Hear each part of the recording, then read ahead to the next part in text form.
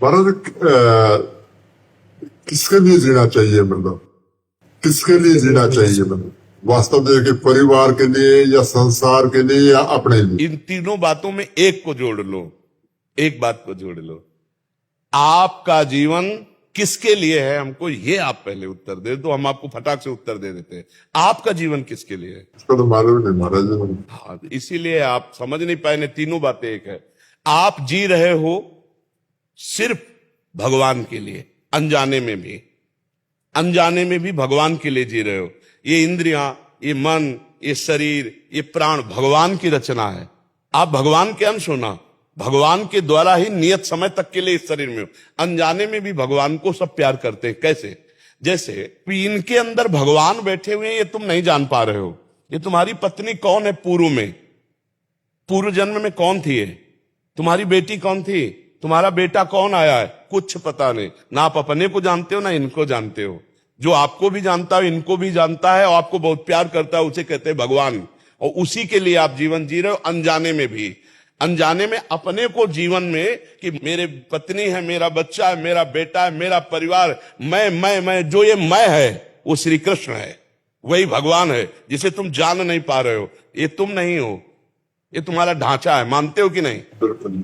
खली जिसका नाम है, ये ढांचे का नाम है या तुम्हारा नाम है? ढांचे का नाम। ढांचे का नाम, इस शरीर का नाम है। इस शरीर का नाम खली है। ये जब मां के गर्भ में था तब खली नहीं था। जब ढांचा बाहर आया तब उसको नाम दिया गया, ढांचे को नाम दिया गया। और ढांचे से ही इसके अंदर जो संचलित होने वाली शक्ति है उसको पहचाना जा रहा है। लेकिन उस शक्ति को कोई नहीं नाम दे रहा। जो खली के अंदर पावर है, जो खली के अंदर ईश्वर है, उसको कोई नहीं देख रहा, उसको ज्ञानी देखता है। तुम उसी को प्यार करते हो। शरीर को प्यार करते हो इसलिए कि शरीर के अंदर वो शक्ति विराजमान है। नहीं तो अभी कह दिया जाए कि तुम्हारे पूरे जीवन का नाश हो जाएगा इस इतने से, तो इतना कटवाने में देर नहीं लगेगी, पैसा दे के कटवा दोगे। मतलब शरीर से भी प्रिय प्राण, प्राण से भी प्रिय आत्मा, और जैसे आत्मा कहते हैं उसे परमात्मा कहते हैं। और वही इनमें विराजमान, इनमें विराजमान, इनमें विराजमान। पावर वही भगवान का है। तो तुम अनजाने में भी भगवान से प्यार करो, अगर जान के प्यार कर लो तो जीवन मुक्त हो जाओ। अब वही भगवान तुम्हें शरीर जैसे प्रिय और पोषणकारी दिया है। तुम्हारा अधिकार शरीर को नष्ट करने का नहीं है भला? ना भारतीय और ना भागवतिक। अभी कानूनी कार्रवाई में आपको केवल यह साबित हो जाए कि आप अपने शरीर को नष्ट करना चाहते हैं तो आपको सजा हो जाएगी। हो जाएगी कि नहीं हो जाएगी? तो मतलब इस शरीर पर आपका अधिकार नहीं है, जीने का अधिकार है। खाओ पियो मौज करो, इसको नष्ट नहीं कर सकते। ये सरकारी है, भारतीय भी और भागवतिक भी। इसका मतलब भगवान की सत्ता। तो ये आप इनसे व्यवहार कर सकते हो, प्यार कर सकते हो, इनको सुख पहुंचा सकते हो, लेकिन नष्ट करने का अधिकार नहीं है, नहीं आपको जेल हो जाएगी। ये सरकारी है ना? सरकारी, भागवतिक भी और कानूनी भी। मतलब टोटल अगर हम हिसाब में जाएं तो हम भगवान के लिए जी रहे हैं। अगर हम जान ले इस बात को तो मस्त हो जाएंगे, और नहीं जान पा रहे इसलिए अहंकार की दशा में हम सांसारिक जीवन जी रहे हैं। नहीं, भागवतिक जीवन है। ये भगवान गोद में बैठा है। जो लाला मूर्ति में लिए रहते ना, ये वही लाला है। पहचान लो बस, समझ में आ जाएगा। वही श्री कृष्ण तुम्हारी गोद में बैठा है। वही जगदम्बा तुम्हारी पत्नी के अंदर भी वही शक्तिमान विराजमान है। पत्नी का रोल करने वाली वही आद्या शक्ति, कोई दूसरा नहीं है। जो तुम्हारे अंदर बैठा हुआ महाबल वो भगवान ही है, दूसरा कोई नहीं। अनजाने में भी हम उसी का आदर कर रहे हैं। महाराज जी, मेरा क्वेश्चन है कि भी जैसे हम मतलब परिवार के लिए दिन रात मेहनत करते हैं। हम जैसे बोला ना अभी कि भी आप 1000 बार नाम लो, तो सुबह से शाम को लेट सोते हैं, सोचते भी ये काम निपटाइए, वो निपटाइए।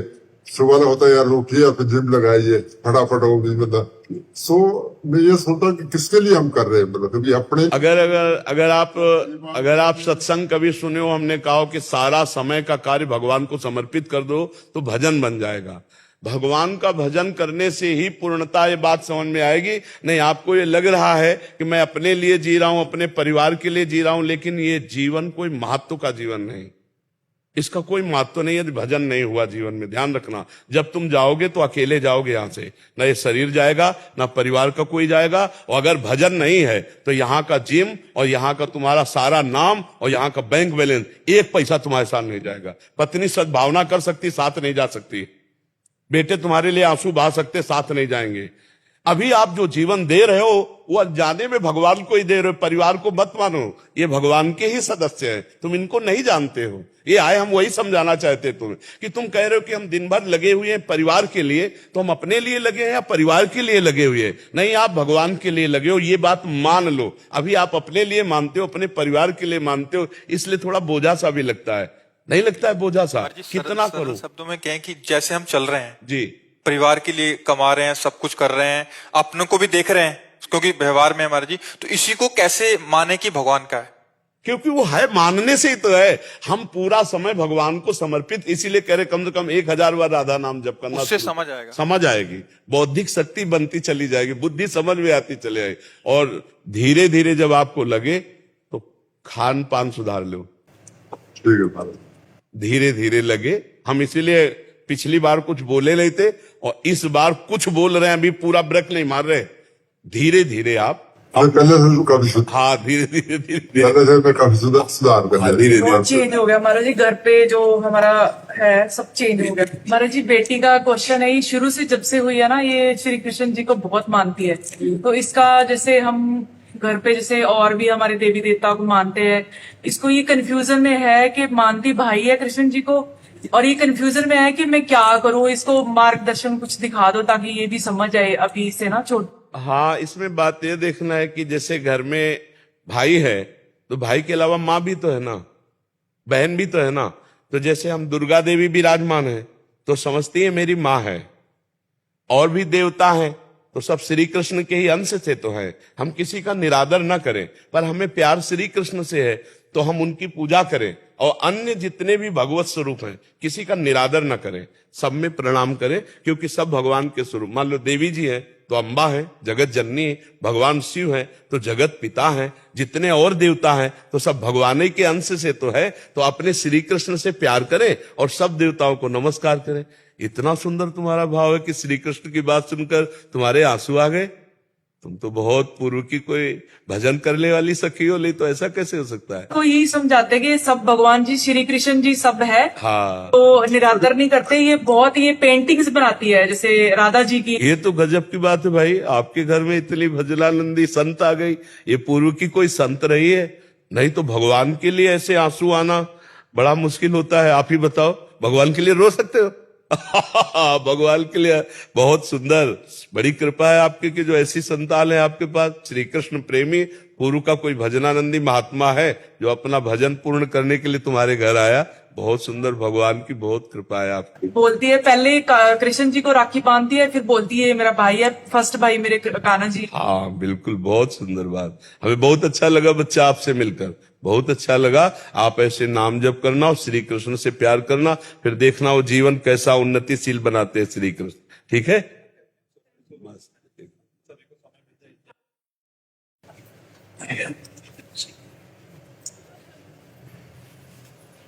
दंडोत।